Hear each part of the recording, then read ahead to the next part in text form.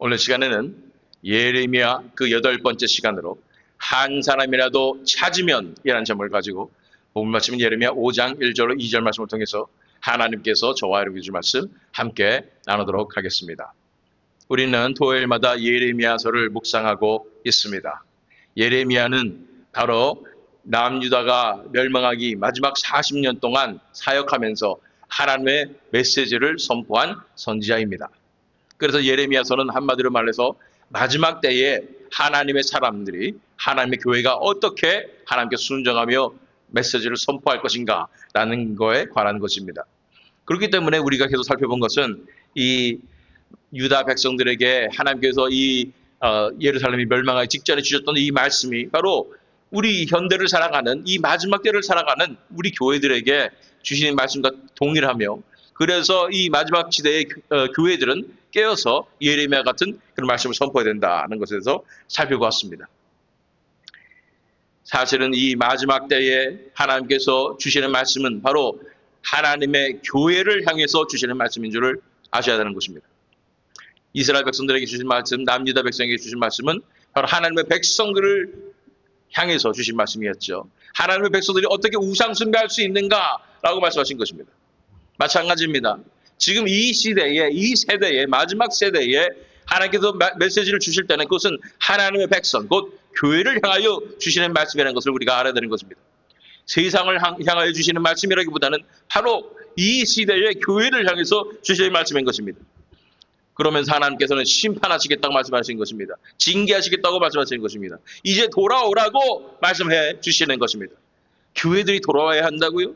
지금 전 세계 기독교가 이렇게 퍼져 있고 이제 선교 활동도 활발하게 해서 전 세계에 교회들이 다 있는데, 그런데 교회들이 회개해야 된다고요? 교회들이 돌아와야 된다고요? 그러나 우리가 알아야 될 것은 그것입니다. 이 마지막 때의 교회들의 모습은 유다가 멸망하기 직전에 남유다의 백성들의 모습, 지도자의 모습과 별반 다르지 않다는 것입니다. 정말 그렇습니까? 기독교가 정말 이러한 심판의 위기에 처해 있는 것일까요? 기독교가 정말 이렇게 멸망의 위기에 처해 있는 것일까요? 우리는 기억해야 합니다. 우리 한국 교회만 해도 수십 년 전만 해도 이렇지 않았습니다. 정말 한국 교회는 뜨겁게 부르짖었습니다. 기도원마다 그득그득 가득 차고 간절히 부르짖는 그 기도의 불길이 우리 한반도를 가득 채웠습니다. 전적으로 헌신하였습니다. 모이면 기도하고 함께 교제 안으로 밤이 새는 줄 모르는 그런 뜨거운 놀라운 역사가 한국 교회 가운데 일어났던 것입니다. 다 헌신하여 하나님 나라를 위해서 헌신하며 살아가며 뜨겁게 부르짖었던 그 놀라운 부흥의 불길을 기억하십니까? 지금은 어떻습니까? 그것에 비하면 너무나 미지근한 것입니다. 요한계시록의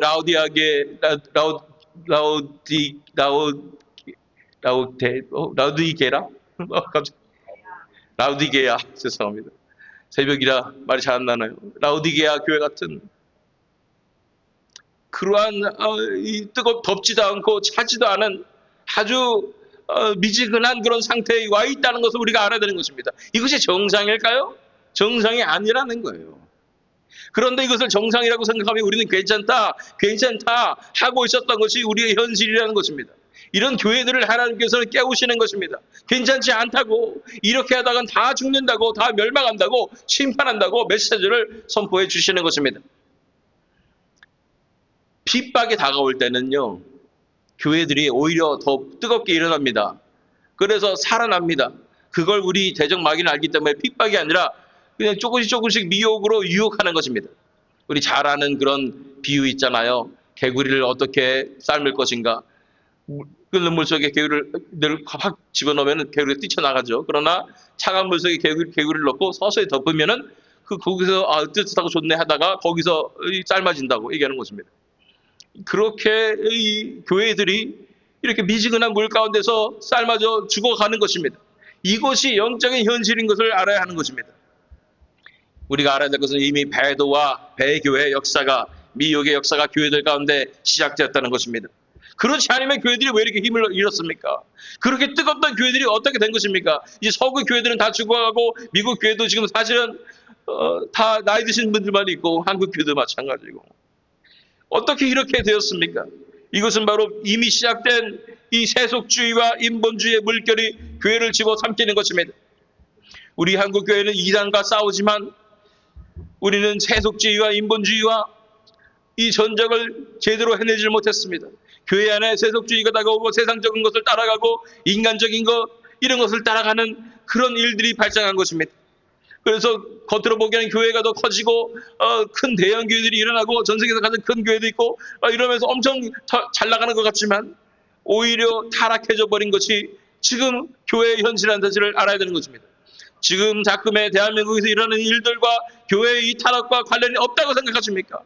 정말로 교회가 일어서야 나라가 바로 사는데 교회가 이렇게 배도의 물결에 휩쓸려버리고 힘을 잃어버리고 이렇게 미진을 하니까 이런 엄청난 재앙들이 우리 대한민국에 일어나는 것을 우리가 알고 책임을 통감해야 하는 것입니다. 우리가 이 현실을 깨달아야 합니다. 정말로 깨달아야 합니다. 우리가 어떤 상황에 와 있는지를 깨달아야 합니다. 진리로 돌아와야 합니다. 진리의 말씀으로 돌아와야 하는 것입니다. 더 이상 휩쓸리지 아니하고 미혹되지 아니하고 교회들이 하나님의 말씀으로 그 진리로 돌아와야 하는 줄 믿습니다. 어떻게 돌아올 수 있을까요? 본문 말씀을 통해서 우리가 함께 살펴보도록 하겠습니다. 지난 시간에 살펴본 것을 보면 예레미야 4장 1절로 2절 말씀입니다. 예루살렘아 네 마음의 악을 씻어버리라. 그리하면 구원을 얻으리라. 네 악한 생각이 네 속에 얼마나 오래 머물겠느냐. 우리 마음의 악을 씻어야 된다고 말씀하셨습니다. 씻을 수 있는 것은 예수 그리스도의 보혈의 능력밖에 없는 것입니다. 예수님 앞에 나와서 씻어야 된다고 말씀하는 것입니다. 이제 회개하고 돌아와야 하는 것입니다. 이제 더 이상 이 악에 머물지 말라고 말씀하는 것입니다. 교회가 세상과 이제 구별이 안 되는 그런 세속주의에서 벗어나야 되는 것입니다. 인간적인 생각이 판치는 인본주의에서 벗어나야 하는 줄 믿습니다. 그러면서 이제 5장으로 나갑니다. 5장 1절과 2절 말씀이 본문의 말씀입니다. 너희는 예루살렘 거리로 빨리 다니며 그 넓은 거리에서 찾아보고 알라.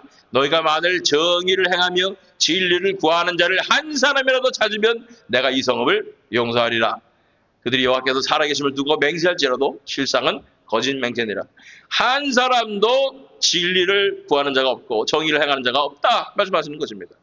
그들의 말로서는 진리를 구한다 정의를 행한다 얘기하지만 여호와께서 살아계심을 두고 맹세할지라도 실상은 거짓 맹세니라. 그들이 하나님 앞에 맹세한다고 하지만 그것조차도 거짓 맹세라고 말씀하고 있는 것입니다.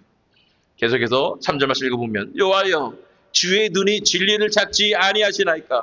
주께서 그들을 치셨을지라도 그들이 아픈 줄을 알지 못하며 그들을 멸하셨을지라도 그들이 징계를 받지 아니하고 그들의 얼굴을 바위보다 굳게 하여 돌아오기를 싫어하므로. 하나님께서 눈이 진리를 찾지 아니하십니까? 찾으시죠. 마치 찾지 아니하시는 것처럼 그들은 행동한다는 얘기예요.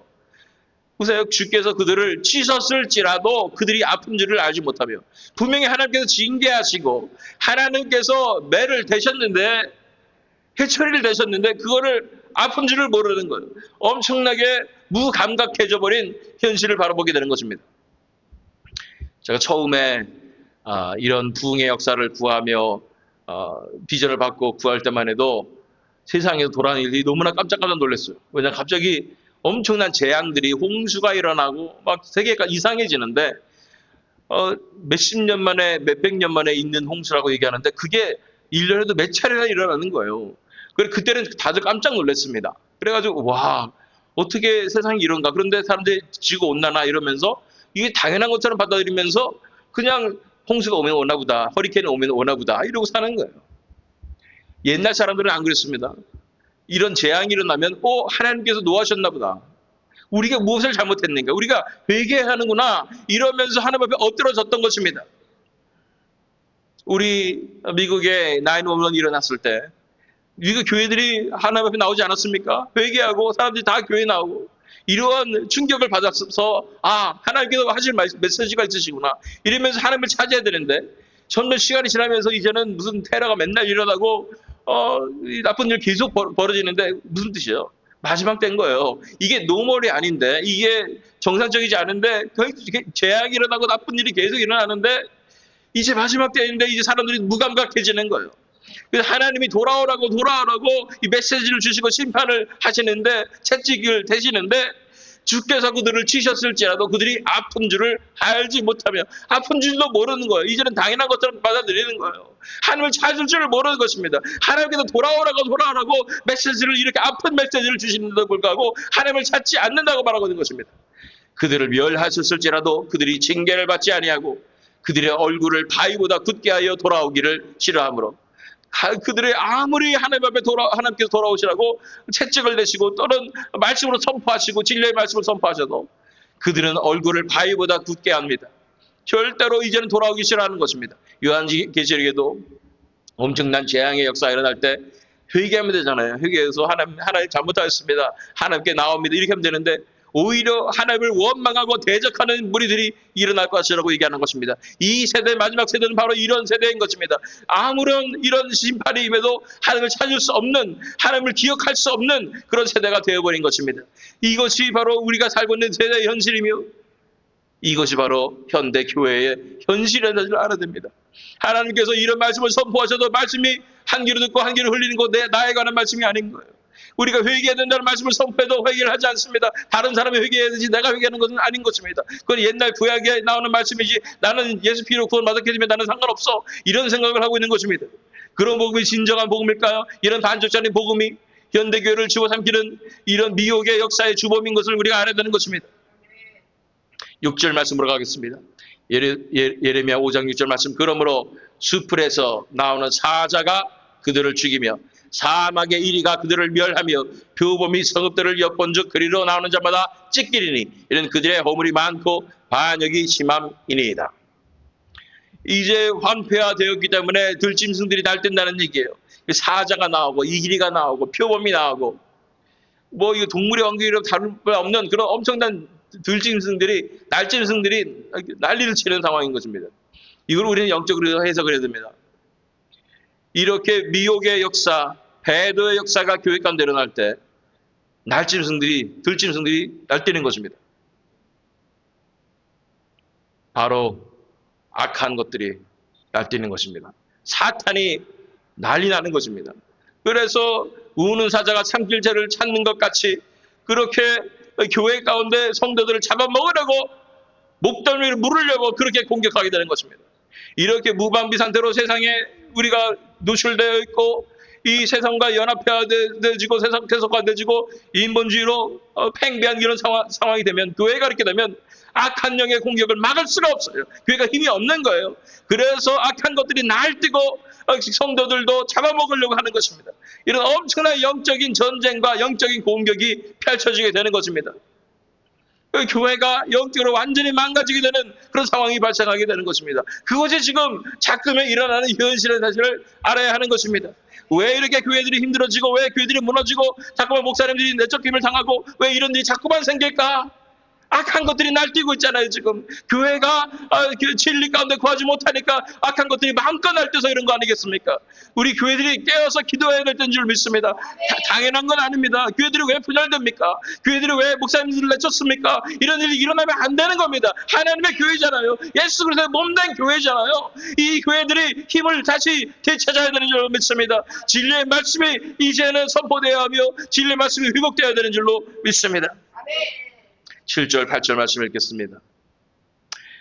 내가 어찌 너를 용서하겠느냐? 네 자녀가 나를 버리고 신이 아는 것들로 맹세하였으며 내가 그들을 배불리 먹인즉 그들이 간음하며 창기의 집에 허다히 모이며 그들은 두루 다니는 살찐 수말같이 각기 이웃의 아내를 따르며 소리 지르는도다. 이제 그들은 한마디로 하나님께서 은혜를 내려주고 축복을 내려주셔서 등 따숩고 배부르니까 이제 잠깐만 눈이 한눈 팔려져서 세상으로 돌아가고 우상으로 돌아가서 나를 버리고 신이 아닌 것들로 맹세하였다고 말하는 것입니다. 그들이 이제 풍족해지니까 간음하며 창기의 집에 허다히 모이며 이제 심지어는 발정난 순말같이 이리저리 이웃의 아내를 탐하며 이렇게 돌아다니고 있는 아주 지저분하고 말로 표현도 안 되는 그런 모습이라는 거예요. 이것이 하나님의 백성들, 현대 교회의 모습이라고 말씀하신 거예요. 하나님 한 분만을 사랑하고 하나님 한 분만을 위한 사랑하는 정죄를 지켜야 되는데 세상을 사랑하고 인간을 의지하고 이렇게 타락하여져서 정말로 진짜 하나님이 아닌 자기가 만든 금송아지 같은 하나님을 섬기며 이렇게 하나님을 가슴 아프게 해드리고 하나님을 진노케 하는 그런 역사가 일어나고 있다는 것을 말하고 있는 것입니다. 하나님 말씀하십니다. 어찌 내가 어찌 너를 용서하겠느냐? 너 같으면 용서하겠니? 라고 하는 거예요. 11절로 13절 말씀입니다. 여호와의 말씀이니라. 이스라엘의 집과 유다의 집이 내게 심히 반역하였느니라. 그들이 여호와를 인정하지 아니하며 말하기를 여호와께서는 계시지 아니하니 재앙이 우리에게 임하지 아니할 것이요 우리가 칼과 기근을 보지 아니할 것이며 선지자들은 바람이라 말씀이 그들의 속에 있지 아니한즉 그같이 그들이 당하리라 하느니라. 이제 이 하나님의 백성들 이스라엘의 집과 유다의 집이 하나님 앞에 심히 반역한다고 얘기하고 있습니다. 그들의 죄목은 뭐냐면 여호와를 인정하지 않는 것입니다. 하나님께서 계시지 않는 것처럼 그렇게 그래서 죄를 져도 아무 일도 안 벌어진 것처럼 그렇게 사는 것입니다. 그래서 죄를 져도 괜찮겠지 하는 거예요. 크리스찬들이 죄를 지면 되겠습니까? 안 되죠. 하나님 백성들이 어떻게 죄 가운데 살아갑니까? 안 되는 거죠. 그래서 죄책감도 없어요. 이제는 아무렇지 않게 괜찮겠지 하는 것입니다. 왜냐하면 지금까지 내가 괜찮게 잘 살았거든요. 죄 저도 내가 처음에 질 때만 가슴이 떨려서 어떻게 할 수 없는데 점점 저도 하나님이 가만 내버려 두시고 나는 이제 권리 양심의 가책도 안 느껴지고 그러고 나는 이제 죄 저도 하나님이 그냥 용서해 주시나 보다. 그냥 교회 가서 주일날 한까지 회개 잘못했어요 주님 용서해 주세요. 이것만 하면은 다 용서되는 거니까 라고 생각하며 살아가는 것입니다.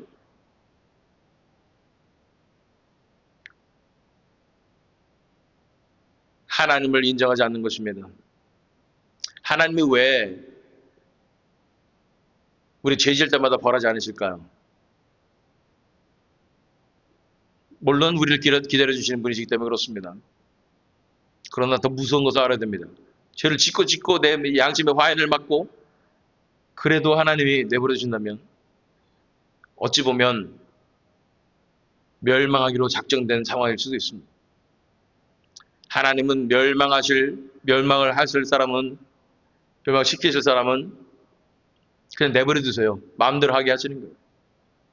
어떤 분들이 얘기합니다. 하나님이 살아계신다면 어떻게 저 나쁜 놈들이 그렇게 쩡덩거리며 벌도 받지 않고 잘 살 수 있냐고. 그게 하나님이 살아계신 증거입니다. 하나님은 내버려 두셔버렸어요. 그래서 그들이 죄 쌓아서 이제 증거가 확실해서 결코 회개하지 못하고 죽어서 엄청난 지옥벌에 가장 심한 형벌을 받을 수 있도록 하나님께서 내버려 두시는 것이 가장 큰 하나님께서 이 neglect 한다고 그러죠. 내버려 두시는 것이 가장 큰 심판인 것입니다. 하나님이 즉각 우리를 이거 죄 지었다고 혼내지 않으신다고요? 큰일 난 겁니다. 하나님이 즉각 혼내시면 차라리 나요. 하나님께 가까이 온 사람들은 조금만 잘못해도 하나님께서 혼내시는 것을 느낄 수가 있어요. 그런데 내가 더 이상 이제 잘못을 해도 하나님 나를 혼내시는 것 같지 않고 그러면 나 괜찮겠지? 괜찮지 않습니다. 성도들이 어떻게 죄를 짓습니까? 죄 가운데 어떻게 거합니까? 그러니까 자꾸만 양심의 화에 맞아가지고 하나님께서 벌하지 않으실 것이다 생각하고 사는 거예요. 재앙이 우리에게 임하지 아니할 것이라고 생각하고 사는 것입니다. 재앙은 반드시 임합니다. 하나님의 심판은 반드시 이루어집니다. 하나님은 공의의 하나님이십니다. 그래서 선지자들을 말씀도 안 들어요. 그게 무슨 말씀에 능력이 있냐고 이러면서 비웃는 것입니다. 그것에 대해서 하나님께서 계속해서 말씀하십니다. 14절 말씀.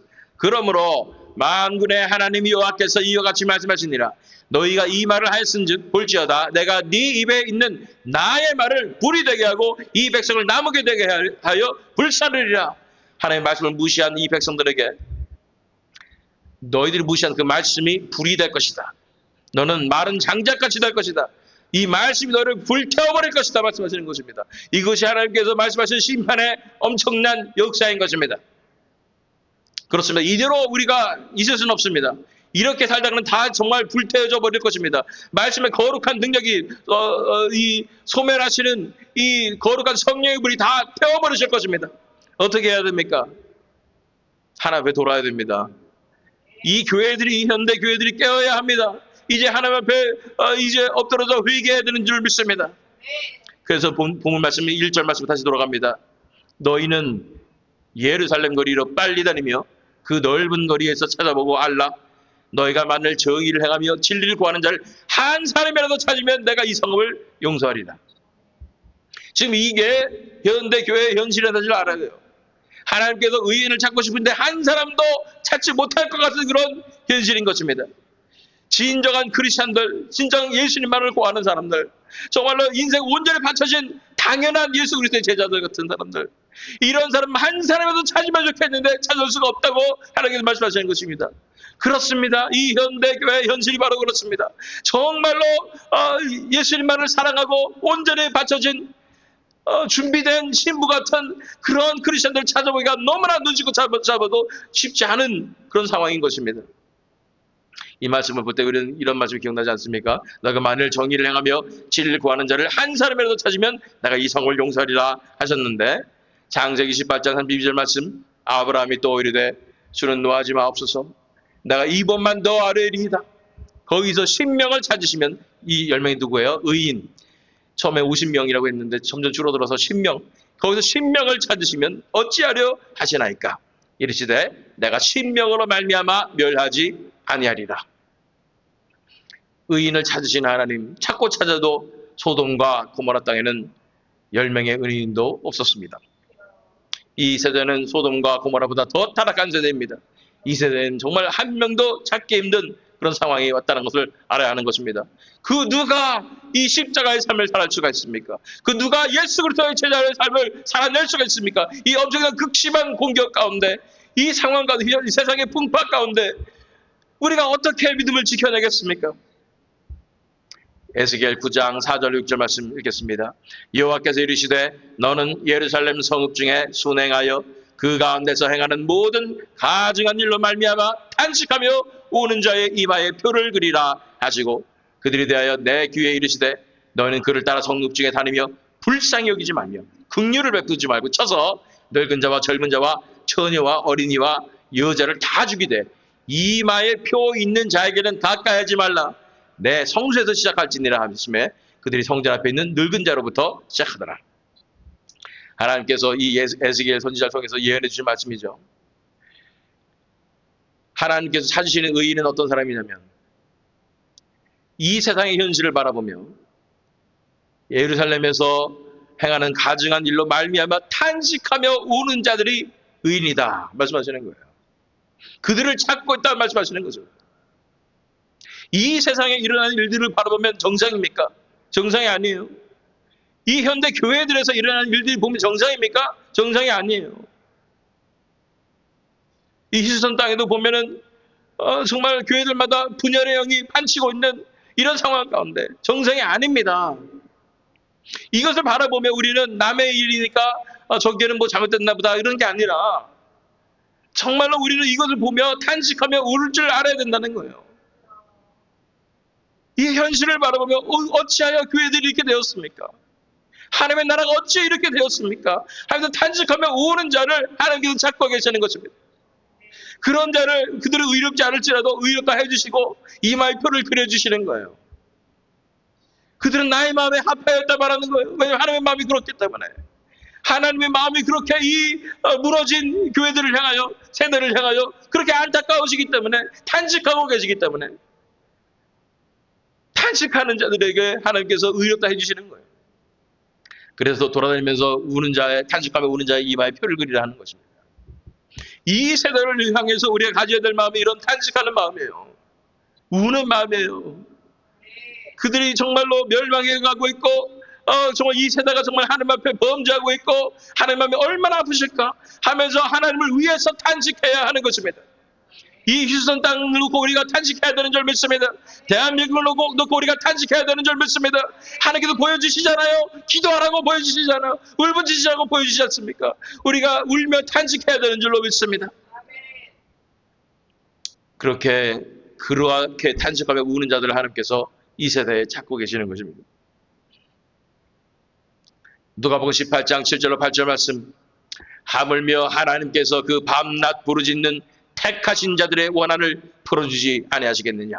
그들에게 오래 참으시겠느냐. 내가 너에게 이르노니 속히 그 원한을 풀어주시리라. 그러나 이 인자가 올 때에 세상에서 믿음을 보겠느냐 하시니라. 이제는 진정한 의인이 일어서야 되는 줄 믿습니다. 한 명도 찾을 수 없는 그 의인이 이제 일어서야 되는 줄 믿습니다. 그 의인은 이 세상의 현실을 바라보고 탄식하며 우는 자들인 것입니다. 하나님의 부르짖는 자들인 것입니다. 중보 회개하며 하나님 살려주시옵소서, 이 땅을 살려주시옵소서, 우리 조국을 살려주시옵소서 하고 간절히 부르짖는 자들이 필요한 것입니다. 이렇게 간절히 부르짖을 때 의인의 이 간구를 하나님께서는 들어주시는 것입니다. 하물며 하나님께서 그 밤낮 부르짖는 택하신 자들의 원한을 풀어주지 아니하시겠느냐. 그들에게 오래 참으시겠느냐. 내가 너에게 이르노니 속히 그 원한을 풀어주시리라. 그런데 챌린저십니다. 그러나 인자가 올 때에 세상에서 믿음을 보겠느냐. 그 믿음의 사람을 찾고 계시는 것입니다. 이 마지막 세대에 세상에서 믿음을 보겠는가. 이 새믿음 장로교회 가운데 이런 믿음이 일어나게 될 줄로 믿습니다. 아멘. 2절 말씀을 읽겠습니다. 그들이 여호와께서 살아계심을 두고 맹세할지라도 실상은 거짓 맹세니라. 말은 맹세를 하는 거예요. 하나님 앞에 맹세를 하고 약속을 하고 또 하나님의 말씀을 깨닫고 정말로 신앙으로 나오겠습니다, 인생을 드리겠습니다 했는데 사실은 거짓 맹세였다는 거예요. 그들이 맹세를 안 한 게 아니에요. 그들의 죄악은 맹세를 안 한 것이 문제가 아니라 하나님께 헌신하겠다 얘기하지 않은 것이 문제가 아니라 해놓고 안 한 게 문제인 거예요. 실상이 다르다는 거예요. 얼마나 많은 현대교회 크리스천들이 예수님 믿는다고 하면서, 예수님을 사랑한다고 하면서, 예수님께 목숨을 바치겠다고 하면서 실상은 자기를 위해서 살고 죄악 가운데 빠져서 살고 하나님께 순종하지 않는 그런 삶을 살고 있는지를 바라보시기를 바랍니다. 우리 마태복음 23장 2절 4절 말씀, 예수님께서는 서기관들과 바리새인들 너무나 싫어하시는데 서기관들과 바리새인들이 모세의 자리에 앉았으니 그러므로 무엇이든지 그들이 말하는 말은 행하고 지키되 그들이 하는 행위는 본받지 말라. 그들은 말만 하고 행하지 아니하며 또 무거운 짐을 묶어 사람의 어깨에 지우되 자기는 이것을 한 손가락으로도 움직이려 하지 아니하며. 하나님 예수님께서 서기관들과 바리새인들을 싫어하는 이유는 그들은 말만 하고 지키지 않는다는 거예요. 가르치기만 하고 자기는 안 지킨다는 거예요. 이것이 예수님께서 이 서기관들과 바리새인들을 책망하시는 것이고, 이것이 회칠한 모든 같다고 말씀하시며 외식한다고 말씀하시는 것입니다. 얼마나 많은 현대 크리스천들이 얼마나 뜨겁게 예배하는지 몰라요. 또 큰 교회, 살아있는 것 같은 교회에 가면 얼마나 뜨겁게 손들고 예배하고 찬양하고 눈물 흘리면서 예수님 사랑한다고 그러고서 집에 돌아가면 이제 세상 사람과 전혀 다를 바 없이 내 자신만을 위해서 살고 돈에 아등바등하면서 살고 이런 모습을 바라봅니다. 이런 자들을 더 싫어하시는 거예요, 하나님께서. 바리새인들아, 서기관들아 말씀하시는 거예요. 진짜 하나님의 말씀 들었으면 그 말씀에 순종하고 내 삶 가운데 이 말씀이 적용되어야 되고 내 말씀 가운데 이 말씀이 열매를 맺어야 되잖아요. 그런데도 불구하고 나는 이 말씀을 들었는데 말씀이고 예배는 예배고 내 삶은 전혀 변하지 않는 이런 자들을 하나님께서는 더 싫어하시는 거예요. 마태복음 7장 19절로 21절 말씀 읽겠습니다. 아름다운 열매를 맺지 아니하는 자 나무마다 찍혀 불에 던져지느니라. 이러므로 그들의 열매로 그들을 알리라. 나더러 주여 주여 하는 자마다 다 천국에 들어갈 것이 아니요 다만 하늘에 계신 내 아버지의 뜻대로 행하는 자라야 들어가리라. 열매로 증명하는 것입니다. 믿음은 열매로 증명하는 것입니다. 믿음은 삶으로 증명하는 것입니다. 내가 말로 믿음이 있다고 선포하면 되는 게 아닙니다. 믿음이 있다는 것은 삶으로 증명되는 것입니다. 내 삶 가운데 예수 그리스도의 영광이 드러나는가, 내 삶 가운데 변화가 나타나는가, 이것으로 증명이 되는 것입니다. 예수께서 분명히 말씀하셨습니다. 나더러 주여 주여 하는 자마다 다 천국에 들어갈 것이 아니요 다만 하늘에 계신 내 아버지의 뜻대로 행하는 자라야 들어가리라. 이게 율법주의 행위 구원론입니까? 아니에요. 진정한 믿음에 관한 것이에요. 진정한 믿음을 가진 사람들은 하나님의 말씀에 순종하게 되어 있는 것입니다. 믿음은 바로 trust and obey, 신뢰하고 순종하는 것입니다. 하나님께 신뢰해서 전적으로 내 자신을 맡겨드리는 것이고 그분이 이끄시는 그 삶으로 나아가는 것입니다. 내 삶 가운데서 이제 하나님께서 사시는 예수님께서 내 안에 사시는 하나님께서 다스리시는 그 삶이 이루어지는 것입니다. 이게 믿음의 삶인 것이고 진정한 믿음인 것입니다. 그러니 현대교회의 가장 큰 문제는 진정한 믿음이 없다는 거예요. 깨달음만 있다는 거예요. 깨닫고 은혜 받으면 끝난 거예요. 그것이 내 삶 가운데서 열매를 맺히지 않는 게 문제인 것입니다. 진정한 의인의 삶으로 나와야 합니다. 이것은 십자가 복음의 삶인 것입니다. 날마다 내 자신이 부인되고 이제 더 이상 내 자신을 위해 살지 않고 예수 그리스도 사는 그 삶이 내 삶의 모든 순간에 모든 영역에 일어나야 하는 것입니다. 한꺼번에 그게 될까요? 안 돼요. 왜냐하면 내 습관이 있어가지고 나는 내 마음대로 살던 습관이 있어서 아침부터 저녁까지 나는 내 스스로 결정을 하고 그렇게 내 마음대로 살던 것이 너무나 많습니다. 하나하나 이제 다 변화되어야 됩니다. 한순간 한순간이 다 변화되어야 되는 거예요. 한순간 한순간이 다 내가 사는 것이 아니요 예수 그리스도께서 사시는 그 역사가 내 삶 가운데 일어나야 하는 줄로 믿습니다. 그 삶으로 예수님께서 이끌어 주시는 거예요. 그 우리 안에 그 착한 일을 이미 시작하신 것입니다. 그래서 예수님께 믿고 맡길 때 이제 그리스도 예수의 날에 우리를 온전케 하실 것입니다. 복음 말씀 돌아갑니다. 예레미야 5장 1절 이제 말씀 너희는 예루살렘 거리로 빨리 다니며 그 넓은 거리에서 찾아보고 알라. 너희가 만일 정의를 행하며 진리를 구하는 자를 한 사람이라도 찾으면 내가 이 성읍을 용서하리라. 이 진리를 구하는 사람은 어떤 사람이라고요? 말씀이 삶의 열매를 맺는 사람들. 이런 사람을 찾고 계십니다. 이 말씀을 기억하십시오. 아까도 읽었습니다. 누가복음 18장 8절 말씀. 그러나 이 인자가 올 때에 세상에서 믿음을 보겠느냐 하시니라. 마지막 때 이 믿음을 보기는 너무 쉽지 않습니다. 눈 씻고 찾아봐도 이런 크리스찬들이 별로 없는 것 같아요, 주변에. 그러나 기억해야 합니다. 전 세계에 이런 믿음을 지키는 자들 분명히 있습니다. 남은 자들이 있습니다. 바알에게 무릎 꿇지 아니한 7,000명은 반드시 있습니다. 그 7,000명들 중에 우리 새믿음 장로교회를 택하시고 또한 이곳으로 불러주실 줄 믿습니다. 그래서 이 세상에서 이 마지막 시대에 믿음을 지킬 수 있는 자들로 우리를 불러주시는 줄 믿습니다. 하나님께서 이 마지막 세대를 찾으시는 그 한 사람의 믿음의 사람, 우리 한 사람 한 사람이 되어야 되는 줄로 믿습니다. 말씀을 맺습니다. 그렇습니다. 이 세대의 교회들 진리가 회복되어야 합니다. 피 묻은 진정한 십자가의 복음이 회복되어야 합니다. 번영신학이 아니고 세상적인 세속주의가 아니고 인본주의가 아니고 피 묻은 십자가 복음이 회복되어야 되는 줄로 믿습니다. 십자가의 복음은 깨달음이 아닙니다. 십자가의 복음은 삶인 것입니다. 십자가의 복음의 삶을 살아내야 하는 줄로 믿습니다. 이런 십자가의 복음의 삶의 놀라운 역사가 이 진리의 물결이 전 세계의 교회들 가운데 일어나야 하는 줄로 믿습니다. 그래서 이 교회에게 주신 비전은 바로 이 십자가 복음 부흥입니다. 십자가 복음의 부흥이 일어나야 하는 것입니다. 이 마지막 때의 대치세의 복음은 바로 십자가 복음 부흥인 것입니다. 하나님은 이렇게 정의와 진리를 구하는 자를 찾고 계십니다. 여러분들은 어떠십니까? 저 여러분 한 분 한 분이 다 이런 예수님께 찾으시는 바로 그 진리를 구하는 한 사람이 되어야 되지 않겠습니까? 십자가 복음의 용사들이 되어야 되는 줄로 믿습니다. 이제 이 십자가 복음의 불길을 들고 전 세계에 나가서 이제 이 놀라운 복음의 소식, 놀라운 이제 구원의 소식을 온 땅에 전하는 우리가 되었으면 좋겠습니다. 이런 놀라운 부흥의 불길을 이제 우리가 성화봉송하듯이 불길을 들고 전 세계에 나가서 불 붙이는 이 삶을 감당하는 우리 모두가 되었으면 좋겠습니다. 이렇게 함으로써 하나님께서 찾으시는 의인 한 사람, 정의를 구하는 한 사람, 이 시대에 정말로 십자가 복음의 삶을 살아가는 그 한 사람이 되시는 저와 여러분 되시기를, 또한 이 새믿음 장로교 되기를 예수 그리스도 이름으로 축원합니다.